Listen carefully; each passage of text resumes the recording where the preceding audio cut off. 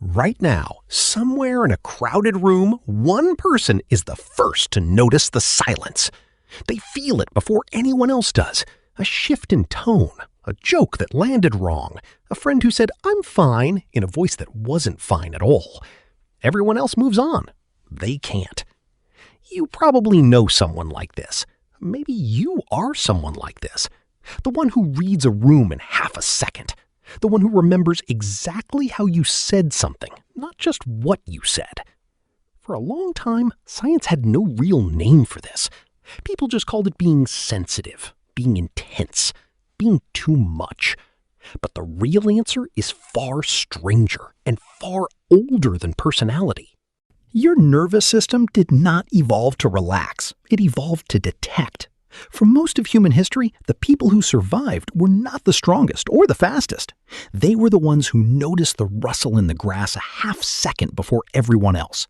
The ones who clocked the change in a stranger's face before it became a threat. That instinct didn't disappear. It just changed targets. In 1997, psychologist Elaine Aron published research on what she called sensory processing sensitivity. She found that roughly 20% of people process sensory and emotional information more deeply than the rest of the population. Not more emotionally, more deeply. Their brains take in more data per second, weigh it more carefully, and hold on to it longer. Aron didn't frame this as a flaw. She framed it as a trait, one that shows up across species, from fish to primates, always in roughly the same proportion of any population. Why would evolution keep a trait like that around? Because groups need different kinds of attention. Some members can move fast and act first. Others need to slow down and watch. A tribe of only fast movers misses the predator hiding in the shadows. A tribe of only watchers never catches the prey. Nature seems to prefer a mix. Researchers call this a bet hedging strategy. Some individuals are wired to react. Others are wired to observe first and react second. Both strategies survive. Neither one wins outright. So if you've ever felt like the person who notices too much, here's the strange part. You were not malfunctioning. You were performing a very old job. The job was vigilance. Picture an early human camp at dusk. Most people are relaxed, eating, talking, settling in for the night, but someone is always scanning the tree line. Someone is always listening a little too closely to a strange sound in the distance. That person rarely gets thanked in the moment, but when the threat comes, they're the reason everyone else gets a warning. Now picture that same wiring placed inside a modern office, a classroom, a group chat. There's no predator in the tree line anymore, so the nervous system finds something else to scan. A coworker's tone in an email, a friend's slightly delayed reply, a pause in a conversation that goes on 1 second too long. The vigilance never switched off. It just lost its predator and kept the alertness.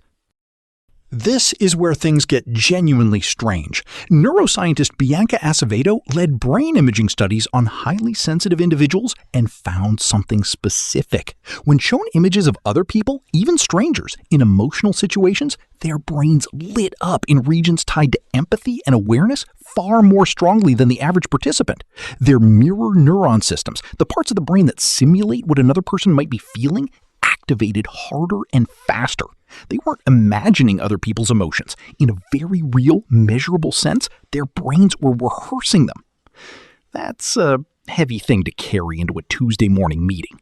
Because if your brain treats a coworker's irritation as data worth simulating, you don't just notice the irritation. You start running calculations. What did I do? Is this about me? Should I fix it? Most people scroll past a flat tone in a text message. The highly aware brain stops and reads it twice. This shows up early. Developmental psychologists have tracked the trait back to infancy. Some babies startle at sounds, other babies sleep through. Some toddlers freeze at a loud party, while their siblings run straight into the noise. Researcher Jerome Kagan spent decades following a group of these children from infancy into adulthood, and he found something the parents rarely expected. The kids who reacted most intensely to new stimuli as infants weren't simply destined to become anxious adults. Many of them became the most perceptive people in the room. Their early sensitivity to novelty matured into an adult ability to read situations other people missed entirely. That's the part the label sensitive never quite captures. Sensitivity sounds passive, like something done to a person. But what's actually happening is active. It's processing. It's a brain quietly building a more detailed map of its surroundings than the brains around it. Think about what that map is used for. A highly aware person at a family dinner isn't just hearing the words at the table. They're tracking who hasn't spoken in 10 minutes. They're noticing the slight stiffness in someone's shoulders. They're cataloging which jokes land and which ones don't, filing it away for later, often without meaning to. None of this is performed. It happens automatically, the way your eyes adjust to a dim room without you deciding to make them.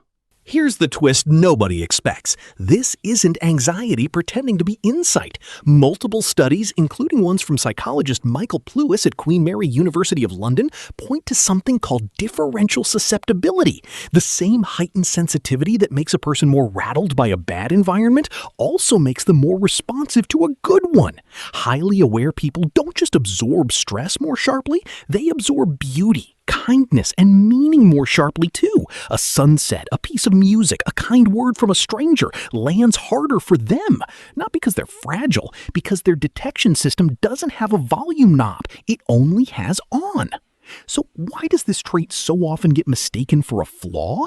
Because modern life rewards speed, not depth. Quick reactions get praised. Fast decisions get promoted. A person who needs 5 extra seconds to read a room before speaking can look hesitant, even when they're actually processing more information than anyone else in it. Their pause isn't weakness, it's bandwidth.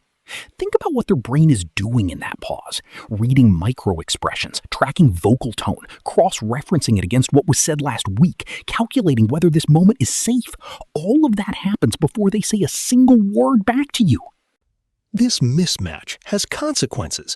Because the trait gets coded as a personality flaw rather than a processing style, highly aware people are often mislabeled long before anyone understands what's actually happening in their brains.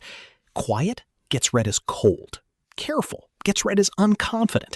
A child who needs a moment to watch a new classroom before joining in gets labeled shy, sometimes anxious, sometimes difficult, when what's actually happening is a nervous system doing careful reconnaissance before committing to action.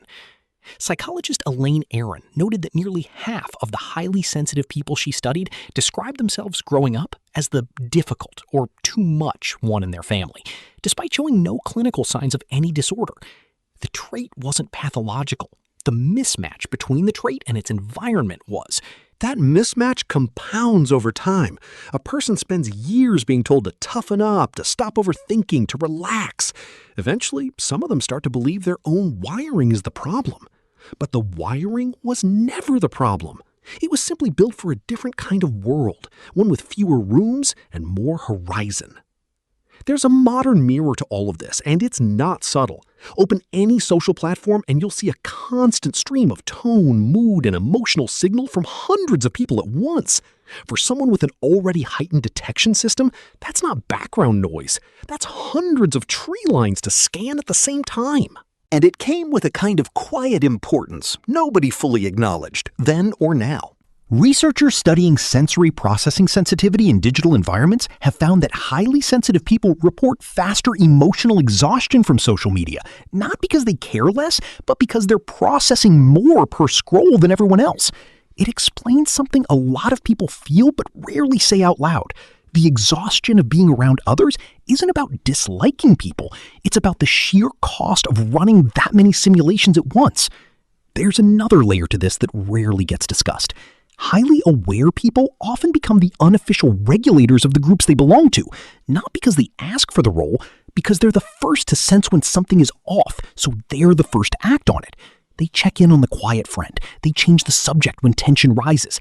They smooth things over before anyone else even registers there was something to smooth. Anthropologists studying small-scale societies have noted a similar pattern in tightly knit groups. Certain individuals, regardless of status or strength, consistently took on the role of social monitor, the one who tracked the emotional temperature of the group and adjusted accordingly. That role rarely came with a title. It came with exhaustion. So what do you do with a nervous system built for a tree line dropped into a world made of notifications? You stop treating the awareness as the problem. The ancient version of this trait kept entire groups alive.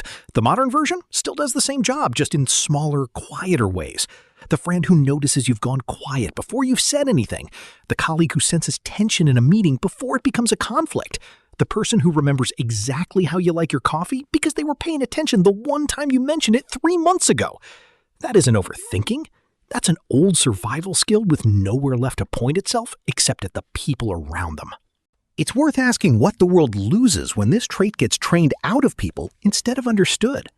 Every group, ancient or modern, still benefits from someone who notices first. The friend who senses a breakup coming before it's announced. The employee who flags a problem in a project 3 weeks before it becomes a crisis. The stranger who notices someone standing alone at a party and walks over without being asked. None of that happens by accident. It happens because somewhere in that person's nervous system, an old alarm system is still running, still scanning, still doing the job it was built to do millions of years ago. Right now, somewhere in a crowded room, one person is the first to notice the silence.